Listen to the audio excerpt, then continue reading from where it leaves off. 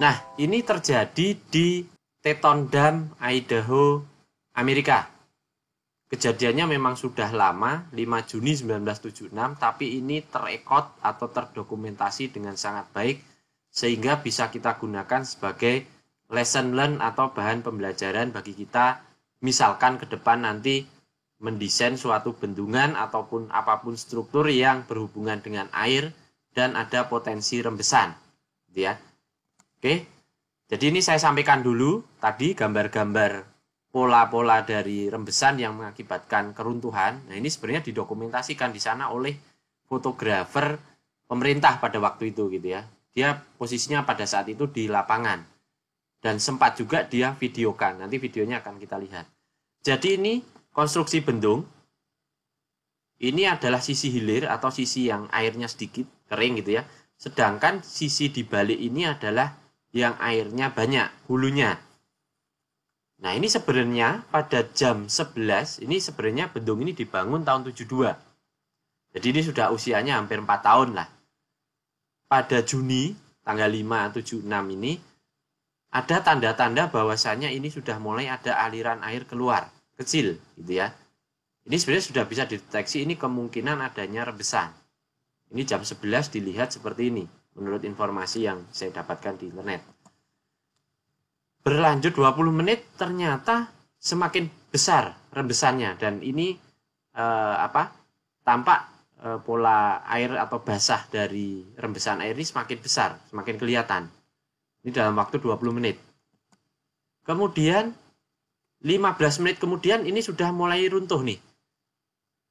Yang tadi ya, pola-pola runtuhan itu karena ada air, terbawa air, ini udah mulai runtuh nih. Ini sebenarnya udah warning supaya yang ada di bawah hilir bendungan ini supaya mengungsi, gitu ya. Ini kebetulan diceritakan nanti di sana ada 2 kota yang dihuni berapa ribu orang, gitu ya, yang nantinya terdampak dari longsornya bendung ini. Oke, ini 11.35 kondisinya seperti ini. Ini dilihat semakin besar ya pola di sini runtuhnya. Jam 11.50 semakin besar lagi ini lubangnya. Jadi ini semakin airnya yang keluar pun semakin deras. Jadi rembesan tadi sudah berpotensi tidak lagi merembes tapi sudah mengerosi, gitu ya. 11.55 kolaps. Jadi antara ini sampai ini kira-kira sejam ya. Tapi mungkin proses ini adalah lama. Mungkin dari pembangunan sampai ini 4 tahun, gitu ya. Tapi sejak terdeteksi mungkin oleh fotografer ini sebenarnya prosesnya hanya 1 jam.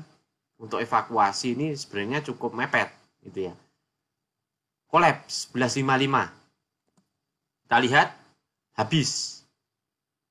Ini ya, jadi ini bendungnya, ini sisi hilirnya, sisi hulunya, ini sisi hilirnya, habis semua nih. Hilang. Nah, ini cukup mengerikan ya, sampai menelan korban jiwa kalau tidak salah 11 orang. Nanti kita lihat di video.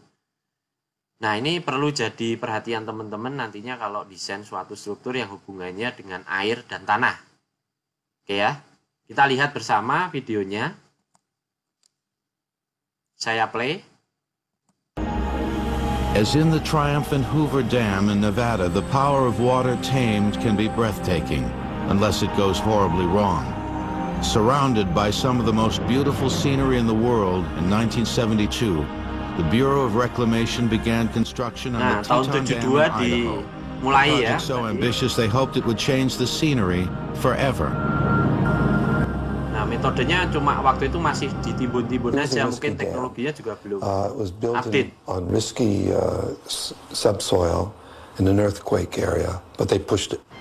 Nah, subsoilnya bermasalah di lokasi gempa juga katanya. Completed and plans drawn. But critics charge the Bureau of Reclamation, which built the dam, moved too quickly. They say they should have done far more preparation. Nah, ini persiapan tanah, pendidikan tanahnya dianggapnya kurang oleh mereka. Ya, karena mungkin ambisius dan pengen cepat selesai, gitu ya. We're going to get this done. We're going to do it. It's going to be a great thing. They were wrong. As the earthen dam filled to capacity, deep inside, water was eroding the subsoil foundation of the Nah, dam. ternyata subsoilnya And there nggak was kuat, another ada problem. rembesan juga di Piping bawah. or water seepage within the dam itself Nah, was di fatally atasnya juga weakening the ada structure, seepage. making it soggy and soft. Tiny wet spots began to appear on the face of the dam as it neared capacity. They got signs that they had not sufficiently sealed the base of the dam and that it was leaking. Another warning sign. High-pressure springs appeared in the earth thousands of feet downstream from the dam. Ini sebenarnya On warning the nih, dam sudah ada. face itself, the wet Nih. spots became leaks. On the morning of June 5th, 1976, more leaks developed. A government ini yang tadi saya photographer took ceritakan this nih. series of pictures as the wet spots turned into small holes, then larger holes in the face of the dam. The dam was collapsing before his eyes. Nah, ini collapse nih yang tadi Then suddenly, fotonya ya. the 500-yard thick earthen wall collapsed like a sandcastle under a wave. Torrent washed away everything in 300 square miles. 80 billion gallons of water totally destroyed 2 towns and killed 11 people. 80 juta galon air menimpa 2 kota, 11 meninggal gitu ya. The failure of the Teton Dam led to a national review of federal rules regarding dam construction and inspection.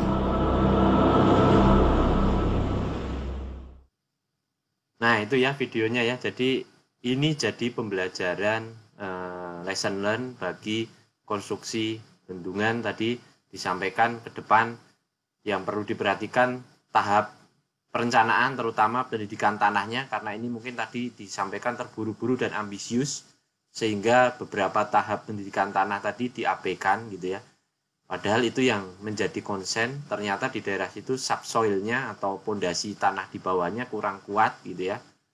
Dan juga di lokasi itu terjadi atau istilahnya potensi gempanya, sesarnya tinggi. Nah, tadi tidak diperhatikan di sana.